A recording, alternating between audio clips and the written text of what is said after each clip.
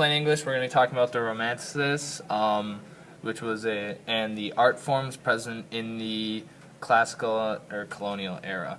So the first major player we have is Rousseau again. He is instrumental in kind of showing how society has been corrupted and how students need to learn by mistake, and how parents should give their children much freedom and nature will develop its own way. He was then followed by Kant, who was a major believer in God and an afterlife. He accepted the rationalism that the Enlightenment brought, however, he preserved a belief of an afterlife. All of the Romanticists that have in common, they really kind of wanted to bring back the theory of God and a little less of the deist movement, which brings us to Samuel Taylor Coleridge, who he considered poetry some of the highest forms of art, and that it was dying from a loss of nature or respect for God and stuff. One of his best friends was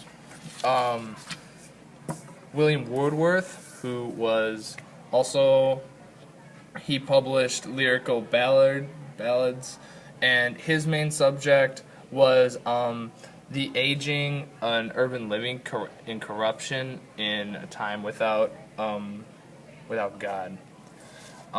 This brings us to Mary Shelley, whose mother is Mary Wollstonecraft. Sorry.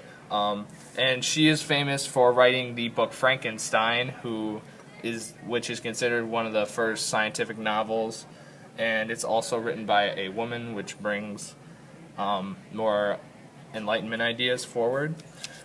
And also, this brings us to Lord Byron, who he's kind of considered the rebel of the Romanticists. He rejected all old traditions, and he really favored personal liberty and freedom. He was really known as a ladies' man. He had multiple mistresses, and which brings us to the art forms. We go from neoclassicalism to the early ages back into this neo-Gothism, which kind of is redone from the medieval ages.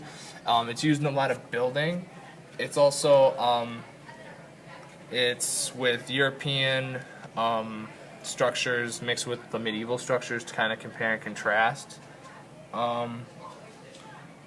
There were many buildings constructed this, such as the church seen here and the British House of Parliament. And the art form was the nature and sublime.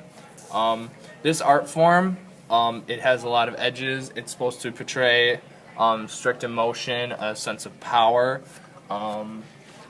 and it was also all the Romanticist painters. They wanted to bring back make people understand the power of nature and bring awe and power to people. And that's in plain English.